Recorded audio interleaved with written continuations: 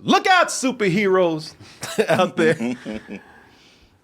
Oh, Roland Emmerich is back. Yes, and he's ready for a big takedown. Yeah, man. You MCU and Star Wars people, you're ruining everything, but he's here to save it. Yes, he says right here, Roland Emmerich is back. He says cinema needs some fresh, new ideas out here. Like blowing the world up for the 50th time in a row. Like blowing up the world again. I mean, what's more original than pulling 20 ideas from 20 different other movies to put into one? Well, there's an original idea in there somewhere, I'm sure. You might have to blow something up or dig deep to find it. Yeah. But if you saw it, you let me know. Yeah, Rolly E right here. He's always trying to out ridiculous somebody like Michael Bay. Yeah. Good luck.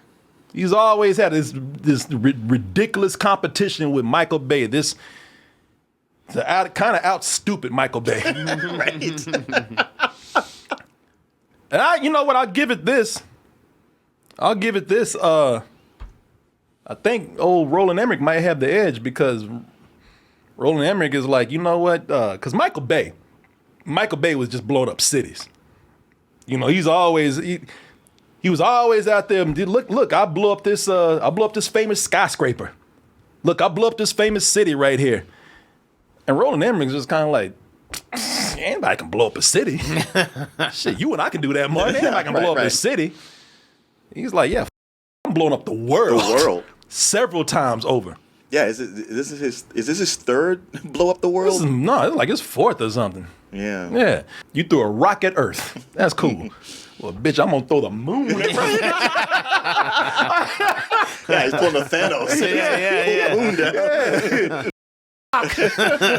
Shit, rocks off of smoking. I'm about to throw the moon at this man. Because after you throw the moon at Earth, you got nothing else to prove. It's like, Sure. all right, yeah, it's gay, cool. And by the way, it ain't a regular moon. Of course not. Wait a minute, what you mean ain't a regular?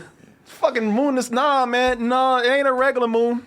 No, this one is a goddamn Death Star. You know what I love about it? Pretty much what happened was Roland Emmerich, he looked at Independence Day. You know, his classic where he blew up the White House. He looked that up and said, you know, that's just not stupid enough. We can do better. Yeah, no, people bought into that one. I see a bad moon rising. Come on, act surprised. That's good. Come on. Well, Hey, knows. I would be mad if they didn't use the song. I was like, it was right there, man. Did he say gravity wave? See, either they can't believe the dialogue. But that bitch said gravity was really? Slow down.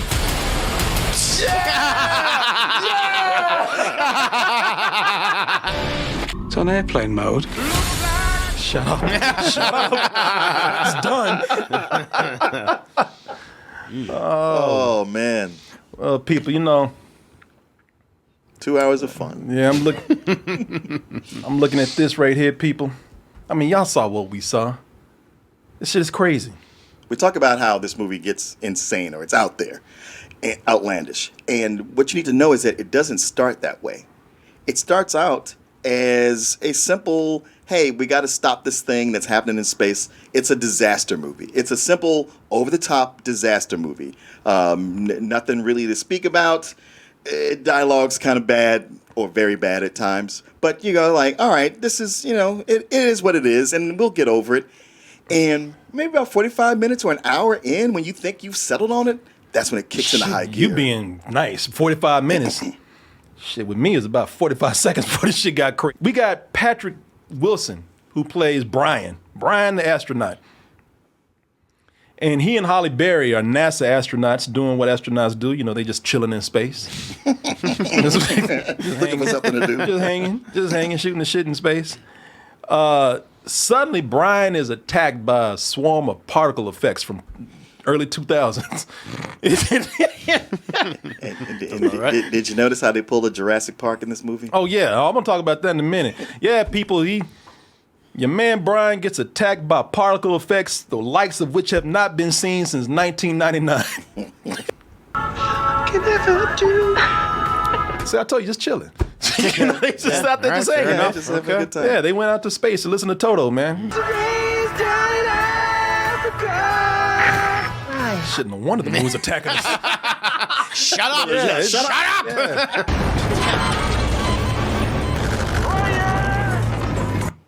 He's like, you're fucked. Yeah. You gone. He tells him, yeah, just a big cloud of nothing came and attacked me. And that's why the whole thing blew up. And I'm miraculously the only one down here remembers all that shit. Halle Berry got knocked out in the middle of it. Yeah. Oh, Jesus. Other dude is dead. So NASA's taking all this in. And aliens came down, attacked you while you up there singing Toto, fucking doing the wave and shit. This man is gone. The only other person who can actually vouch for you was conveniently knocked out the whole time. Yeah. Now who you bullshit? Get the fuck out of here with that. You know, it's 10 years later, and it's not until those particles return to kill more astronauts, and they up. I won't even tell you what happens, but they astronauts up, man. Why were they so nice to the first astronauts and so aggressive with the second wave? It was a message. It was a warning. No one. They didn't listen to Patrick, listen. man. And that's when, and then the moon. All of a sudden, the readings say, "Wow, this is out of orbit." And at this point, NASA looks up and says, "You know, maybe he was right." Of course, shit. But now it's only a simple matter of just putting the moon back where it belongs. I don't think I could do that. It's like putting the moon back on a shelf. You know, we gotta put the moon back where it belongs. Attach rockets to it? What are we doing? while trying not to get killed by an alien dust cloud out there. Oh, what's all that around the moon? Oh, it's pieces that have broken off, and they'll be hitting the Earth periodically. Yeah, at some point. But let's worry I wouldn't worry so much about that, though. But let's worry about putting the moon back right now. One thing at a time, boy. I love that. You see this whole debris field, and they're like, yeah, these things are going to be hitting the Earth. And they're just kind of like, yeah, you know, it costs of doing business. But Yeah. as long as we get back into space. And giant titles. Yeah, I know. That too. But we'll be fine. Can we focus on the matter at hand and put the moon back where it belongs?